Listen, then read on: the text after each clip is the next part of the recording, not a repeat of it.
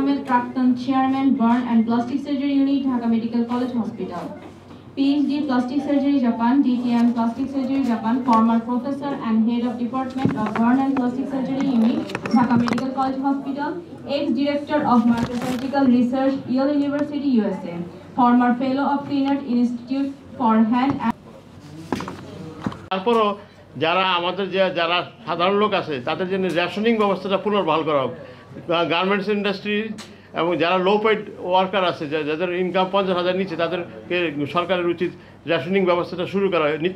নিত্য প্রয়োজনীয় দ্রব্যগুলির দাম কম দামে সরবরাহ করা এবং দেশে আমরা অনেক কিছু পরিলক্ষিত করতেছে চেঞ্জের, কিন্তু আসলে কিছু জিনিস দৃশ্যমান হচ্ছে না। রাজনৈতিক ব্যবস্থাটা যেটা র্যাপিড হওয়ার, আইন শৃঙ্খলা র্যাপিড হওয়া দরকার সেটা হচ্ছে না। যেমন আজকে দেখেন আপনার ওই যে মেট্রো রেল স্ট্রাইক করে বসে রয়েছে। একসময় ছিল আপনার যখন বাংলাদেশ স্বাধীন হয় তখন শেখ মুজিব বলছিল যে বঙ্গবন্ধু যে 2 বছরের মধ্যে আমি কোনো কিছু দিতে পারবো না। দেখেন আমরা আজকে কথা না বলার সুযোগ পাওয়া হলে যা খুশি তাই করতেছি। অন্তত কিছুদিনের জন্য লিমিটেড করা উচিত, আমাদের কৃচ্ছতা সাধন করা উচিত এবং যাতে সবাই যাতে অ্যাটলিস্ট খেয়ে পরে বাঁচতে পারে সেই ব্যবস্থাটা করা উচিত। এবং চাকরির আবেদন সকল ক্ষেত্রে বয়সসীমার বৈষম্য নিরসন করতে হবে। সকল সরকারি দপ্তরের দুর্নীতি নিরোধকল্পে বিশেষ ব্যবস্থা তৈরি করা যাতে কেউ দুর্নীতি করার সুযোগ না পায়। এজন্য প্রয়োজনীয় মনিটরিংয়ের ব্যবস্থা করতে হবে। শিক্ষা ও স্বাস্থ্য সংস্কার, একটি মানসম্মত শিক্ষা ব্যবস্থা তৈরি করুন যা রাজনৈতিক প্রভাবমুক্ত থেকে সমালোচনামূলক চিন্তা ও উদ্ভাবনকে উৎসাহিত করে। বিশ্ববিদ্যালয়গুলো কিভাবে চলছে সরকারের কোনো নিয়ন্ত্রণ নেই।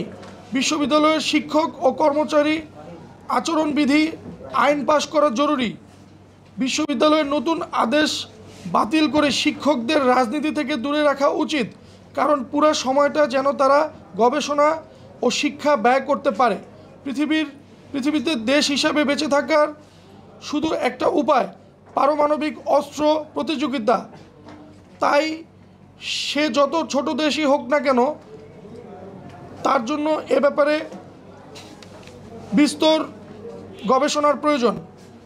বিশ্ববিদ্যালয়গুলো আজ সনদপ্রাপ্ত বেকার কেন্দ্রে পরিণত হয়েছে। বিশ্বায়নের যুগে উন্নত মানের শিক্ষা কার্যক্রম এবং উন্নত দেশগুলোর সাথে তুলনামূলক মানদণ্ডে ধারের কাছেও আমরা নেই। স্নাতক ও স্নাতকোত্তর ডিগ্রি নিয়ে যখন আমাদের তরুণেরা কর্মক্ষেত্রে যায় তখন দেখা যায় শ্রমবাজার যে শ্রম ভাতা পায় তাতে মর্যাদাপূর্ণ জীবনযাপন করা অসম্ভব হয়ে পড়েছে। প্রকৃতপক্ষে দেশে শিক্ষার মান আন্তর্জাতিক মানে উন্নতি না করে শুধু সার্টিফিকেট ধরিয়ে দেয় এই দেশের মেরুদণ্ড ধ্বংস করে দেওয়ার দুঃখজনক পাত সৃষ্টি করেছে বিগত সরকার। চিকিৎসা খাতে যদি আমরা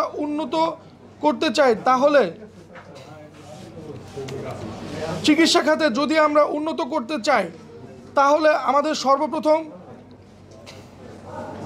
বাংলাদেশের মন্ত্রী, এমপি, আমলা, প্রতিষ্ঠিত ব্যক্তি, শিল্পপতি, ব্যবসায়ীদের বাংলাদেশে হাসপাতালে চিকিৎসা সেবা নেওয়া বাধ্যতামূলক করতে হবে। আমরা কিছু হলেই দেখতে পাই আমাদের সরকারে যারা থাকে তারা বিদেশে চিকিৎসা সেবা নিতে চায় এবং এটা আমাদের জাতি হিসেবে সকলের জন্যই অত্যন্ত দুঃখজনক। আমরা বিশ্বাস করি এতে চিকিৎসা খাত অতি শীঘ্রই ব্যাপক পরিবর্তন আনা সম্ভব হবে যদি সেই সকল ব্যক্তির নাম, যাদের নাম আমরা উল্লেখ করলাম একটু আগে, তারা যদি দেশে স্বাস্থ্যসেবা নিয়ে থাকে। বাংলাদেশের সকল স্বাস্থ্যসেবা উন্নয়নের জন্য বাংলাদেশ হেলথ সার্ভিস কমিশন গঠন করা অতীব প্রয়োজন হয়ে পড়েছে। 6 নম্বর, সংবিধান ও সংসদ সংস্কার।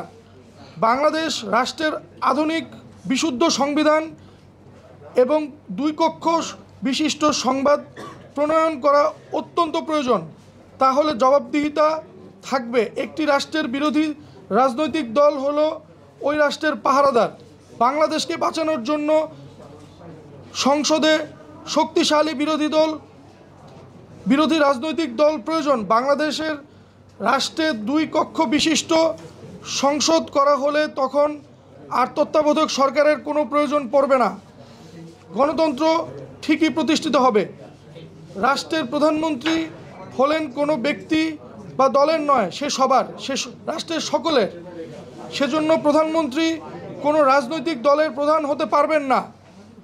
প্রধানমন্ত্রী ও প্রধানমন্ত্রীর মধ্যে ক্ষমতার ভারসাম্য রাখার বিধান যুক্ত করতে হবে। আমরা সবসময় দেখি অতীতে আওয়ামী লীগ সরকার ভারতকে নিয়ে অনেক কথা বলতো, কিন্তু ভারতে দেখা যেত নরেন্দ্র মোদী কোনো পার্টির প্রেসিডেন্ট নয়, তিনি পার্টির অন্য পদে ছিল এবং রয়েছে। একই ব্যক্তির পরপর 2 মেয়াদের বেশি প্রধানমন্ত্রী থাকতে পারবে না। 7 নম্বরের নির্বাচন ব্যবস্থা সংস্কার। অবাধ ও সুষ্ঠু নির্বাচনের নিশ্চয়তা দিতে নির্বাচন কমিশনকে স্বাধীন বিচার বিভাগের অধীনে নিয়ে আসুন। বাংলাদেশে দলীয় সরকারের অধীনে সুষ্ঠু নির্বাচন কোনোদিন সম্ভব নয়। রাষ্ট্রপতি, প্রধানমন্ত্রী বা মন্ত্রিসভার সদস্য এবং এমপি হতে হলে কমপক্ষে MA পাস হওয়া বাধ্যতামূলক করে আইন প্রণয়ন করা উচিত। স্থানীয় সরকার নির্বাচন নির্দলীয়ভাবে সম্পন্ন করার ব্যবস্থা করতে হবে। নির্বাচন কমিশনার সহ সকল কমিশনার নিয়োগের জন্য প্রধানমন্ত্রী, বিরোধী দলীয় নেতা ও প্রধান বিচারপতি সমন্বয়ে সার্চ কমিটি গঠন করতে হবে। রাষ্ট্রীয় সংস্কার ছাড়া জাতীয় সংসদ